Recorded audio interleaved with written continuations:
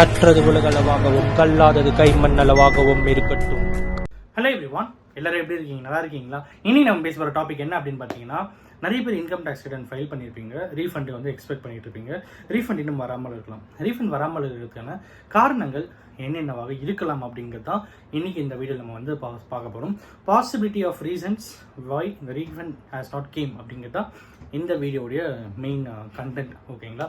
So நம்ம டேரெக்டாக topic போயிடலாம். ஃபஸ்ட்டு விஷயம் என்னவா இருக்கும் அப்படின்னு பார்த்தீங்கன்னா, ரிட்டர்ன் வந்து நீங்கள் வெரிஃபை பண்ணிட்டீங்களா அப்படிங்கிறத ஃபர்ஸ்ட் நீங்கள் வந்து கன்ஃபார்ம் பண்ணிக்கோங்க.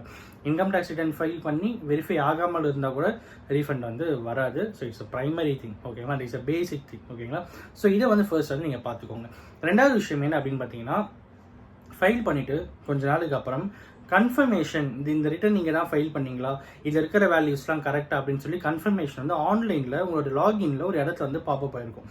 அந்த இடத்த போய் நீங்கள் வந்து எஸ், இந்த இதில் நான் போட்டுருக்கிற அமௌண்ட்லாம் உண்மையாகவே கரெக்டான அமௌண்ட் இருந்தால் எஸ் கன்ஃபார்ம் அப்படின்னு கொடுங்க. இல்லை நீங்கள் தவறாக கொடுத்துருந்தீங்கன்னா நான் இன்கரெக்ட் அப்படின்னு சொல்லிட்டு ரிவைஸ் நீங்கள் வந்து ஃபைல் பண்ணுறதுக்கான ஆப்பர்ச்சுனிட்டி வந்து கிரியேட் பண்ணி கொடுப்பாங்க. ஸோ செகண்ட் பாசிபிள் ரீசன் என்ன அப்படின்னு பார்த்தீங்கன்னா, கன்ஃபர்மேஷன். ஸோ நீங்கள் வந்து போய் கன்ஃபார்ம் பண்ணணும். கன்ஃபார்ம் பண்ணினா கூட சில நேரங்களில் வந்து ரீஃபண்ட் வராது. ஸோ அது வந்து முக்கியமான ரீசன். மூணாவது விஷயம் என்ன அப்படின்னு பார்த்தீங்கன்னா, நீங்கள் கொடுத்த பேங்க் அக்கௌண்ட் டீட்டெயில்ஸ் எல்லாமே கரெக்டாக இருக்கா அப்படின்னு சொல்லிட்டு நீங்கள் பார்க்கணும்.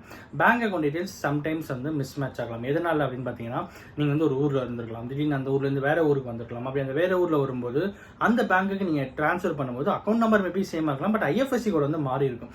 ஸோ அப்போ நீங்கள் ஆன்லைனில் ஆல்ரெடி நீங்கள் போன டைம் ஃபைல் பண்ணும்போது இந்த ஐஎஃப்எஸ்சி கோடு இந்த அக்கௌண்ட் நம்பர் மிஸ் மேட்ச் ஆகும்போது ரீஃபண்ட் வந்து உங்களுக்கு வரதுக்கு ஹோல்ட் ஆகிடும். ஸோ நீங்கள் இன்கேஸ் இந்த மாதிரி பர்சன்ஸ் யாராவது இருக்கீங்க, நீங்கள் பேங்க் அக்கௌண்ட் வந்து ஒரு பேங்க் அக்கௌண்ட்டை இன்னொரு பேங்க் அக்கௌண்ட் வந்து மாற்றிருக்கீங்க, இல்லைன்னா உங்களுக்கு ஆல்ரெடி நீங்கள் கொடுத்துருக்கிற பேங்க் அக்கௌண்ட் வந்து நீங்கள் யூஸ் பண்ணாத பேங்க் அக்கௌண்ட்டு, அது வந்து என்ன சொல்கிறது, யூஸே நீங்கள் பண்ணாமல் இருக்கிற இன்ஆக்டிவ் பேங்க் அக்கௌண்ட் அப்படின்னு இருக்கிற டைமில் அந்த மாதிரி இருக்கும்போது கூட உங்களுக்கு ரீஃபண்ட் வந்து வரதுக்கு பாசிபிலிட்டி ரொம்ப ரொம்ப கம்மி தான். ஸோ அந்த மாதிரி விஷயத்தையும் உங்களுக்கு ரீஃபண்ட் கண்டிப்பாக வராது. ஸோ உங்களோட லாகின்ல உங்களோட பேங்க் அக்கௌண்ட் எல்லாமே கரெக்டாக இருக்குது. அந்த 4 டிக் இருக்கும். இமெயிலுக்கு ஒரு டிக்கு, மொபைல் நம்பருக்கு ஒரு டிக்கு, பேங்க் அக்கௌண்ட் வேலிடேட்டட் ஒரு டிக்கு, இவிசிக்கு ஒரு டிக்குன்னு சொல்லிட்டு 4 டிக், க்ரீன் டிக் இருக்கும். எல்லாமே கரெக்டாக இருக்கா, எங்கேயுமே ரெட் இல்லாமல் இருக்கான்னு சொல்லிட்டு கன்ஃபார்ம் பண்ணிக்கிறது ரொம்ப ரொம்ப நல்ல விஷயமா இருக்கும். ஸோ நெக்ஸ்ட் விஷயம் என்ன அப்படின்னு பார்த்தீங்கன்னா, ஆல்ரெடி நீங்கள் ரிட்டர்ன் ஃபைல் பண்ணியிருப்பீங்க. அந்த ரிட்டர்னில் உங்களுக்கு டிமாண்ட் ரைஸ் ஆகிருக்கலாம். அப்படி டிமாண்ட் ரைஸ் ஆகும்போது அதே ரிட்டர்னுக்கு திருப்பி நீங்கள் வந்து ஃபைல் பண்ணீங்க, இந்த வருஷம் நீங்கள் ரீஃபண்ட் ஃபைல் பண்ணியிருக்கீங்கன்னா உங்களோட டிமாண்டுக்கு இந்த ரீஃபண்ட் வந்து அட்ஜஸ்ட் பண்ணிடுவாங்க. அந்த மாதிரி டைமில் உங்களுக்கு ரீஃபண்ட் வரவே வராது. ஸோ அதையும் நீங்கள் வந்து கன்ஃபார்ம் பண்ணிக்கோங்க அப்படிங்கிறது தான் இன்னொன்று முக்கியமான பாயிண்ட். அதுதான் ஏன் அப்படின்னா, நீங்கள் போன வருஷம் ரிட்டர்ன் ஃபைல் பண்ணியிருப்பீங்க. சிலர்லாம் வந்து பே லேட்டர் அப்படின்ற ஆப்ஷன் கொடுத்து இன்கம் டேக்ஸ் ஃபைல் பண்ணிடுவாங்க. பட் அந்த டேக்ஸை கட்டவே மறந்துடுவாங்க. அது ஆன்லைனில் பாப்பப் ஆகிட்டே வரும், இன்ட்ரெஸ்ட் ஆட் ஆகிட்டே வந்துனே இருக்கும். நீங்கள் இந்த வருஷம் ரிட்டர்ன் ஃபைல் பண்ண உங்களுக்கு ரீஃபண்ட் இருந்திருக்கும். அந்த ரீஃபண்ட் என்ன ஆகும் அப்படின்னு பார்த்தீங்கன்னா, உங்களோட டிமாண்டில் வந்து அட்ஜஸ்ட் ஆகும். ஸோ அந்த மாதிரி டைமில் உங்களுக்கு ரீஃபண்ட் வராது. ஸோ அதையும் நீங்கள் வந்து கிளாரிஃபை பண்ணிக்க வேண்டியது ரொம்ப ரொம்ப இம்பார்ட்டண்ட்டாக இருக்கும். ஸோ நெக்ஸ்ட் விஷயம் என்ன அப்படின்னு பார்த்தீங்கன்னா, வேறு ஏதாவது பெண்டிங் கம்ப்ளைண்ட்ஸஸ் இருக்கா, அதனால ரீஃபண்ட் வந்து வராமல் இருக்கலாம். இன்னும் என்ன அப்படின்னு பார்த்தீங்கன்னா, இன்னும் முக்கியமான விஷயம் என்ன அப்படின்னு பார்த்தீங்கன்னா, நிறைய பேர் வந்து எஸ்ஐபின்னு சொல்லிட்டு ஸ்மால் இன்வெஸ்ட்மெண்ட் பிளான் சொல்லிட்டு நிறைய பேர் இன்வெஸ்ட் பண்ணியிருக்கீங்க. ஸோ அப்படி இன்வெஸ்ட் பண்ணுறவங்களும் என்ன ஆகும் அப்படின்னு பார்த்தீங்கன்னா, டிவிடெண்ட் வந்திருக்கும். ஸோ டேரக்டாக என்ன பண்ணுறாங்கன்னா, நான் சேலரி பர்சன் இருப்பா, ஐடிஆர் உடனே ஃபைல் பண்ணலான்னு சொல்லி ஐடிஆர் உடனே ஃபைல் பண்ணுவாங்க. பட் அட் இஸ் அப்சல்யூட்லி அது வந்து ஒரு கரெக்டான விஷயம் கிடையாது.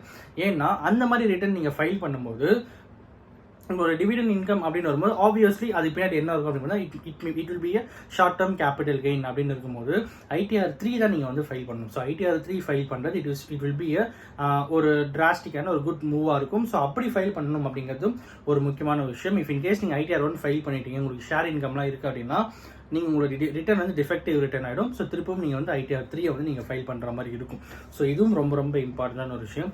எதுவுமே இல்லை, எல்லாமே கரெக்டாக இருக்குது, ப்ராசஸில் இருக்குது அப்படின்னா, we have to do one thing, that is to wait பண்ணி தான் ஆகணும். ஸோ அதில் வந்து எந்த ஒரு மாற்று கருத்தும் இல்லை. ஓகேங்களா? ஸோ இதெல்லாம் தான் சினாரியோஸ். இன்கம் டேக்ஸ் ரீஃபண்ட் வராததுக்கான சினாரியோஸ் இது எல்லாமே தான் இருக்குமே தவிர, இதை தாண்டி வேறு ஏதாவது இருக்குமா அப்படின்னு பார்த்தீங்கன்னா, சில ரீசன்ஸ் இருக்கும். ஓகேங்களா? ரொம்ப எலாபரேட்டாக நம்ம வந்து பேசணும் அப்படின்ற பட்சத்தில், ஒன்று பேங்க் அக்கௌண்ட்டு, அப்புறம் ஆதார் கார்டு வேலிடேஷனு, அப்புறம் பேங்க்லேயே நேம் வந்து மிஸ் மேட்சாக இருக்கலாம். ஓகேங்களா? பேங்க் அக்கௌண்ட்டில் வந்து நேம் மிஸ் மேட்சாக இருக்கலாம். பேங்க் அக்கௌண்ட்டில் கொடுத்த நேம் வேறு மாதிரி இருக்கலாம், இன்கம் டேக்ஸில் கொடுத்த நேம் வேறு மாதிரி இருக்கலாம். ஸோ இந்த மாதிரி விஷயங்கள் கூட ரீஃபண்ட் வரதுக்கு ரொம்ப ரொம்ப கஷ்டமாக இருக்கும். ஸோ இந்த மாதிரி நிறைய சினாரியோஸில் தான் ரீஃபண்ட் வந்து ஹோல்ட் ஆகும். ஸோ இதில் ஏதாவது ஒன்று இருக்குது அப்படிங்கிறத you have to check with income tax login www.incometaxefiling.gov.in அப்படின்ல போனீங்கன்னா லாகின் ரெஜிஸ்டர் அப்படி இருக்கும். லாகின்ல போனீங்கன்னா உங்களோட பேன் நம்பர் வில் பி ஒரு யூசர் நேம், அந்த பாஸ்வேர்ட் நீங்கள் பாஸ்வேர்ட் போட்டுட்டு லாகின் பண்ணலாம். If you don't have a password, if you forgot your password அப்படின்னா ஃபர்கட் பாஸ்வேர்ட் அப்படின்ட்டு கிளிக் பண்ணிங்கன்னா ஆதார் ஓடிபி போகும். ஸோ ஆதார் ஓடிபிக்கு ஆதார் லிங்க் மொபைல் நம்பருக்கு ஓடிபி வரும். அந்த ஓடிபி நீங்கள் கிளிக் பண்ணிட்டு உள்ளே போயிட்டு பாஸ்வேர்டை ரீசெட் பண்ணிட்டு உள்ளே போனீங்கன்னா the dashboard will be there. அந்த டேஷ்போர்டில் நான் சொன்ன எல்லா விஷயங்களும் நீங்கள் வந்து you can check on your own அப்படின்னு சொல்லி இந்த வீடியோ முடிக்கிறேன். Thank you so much.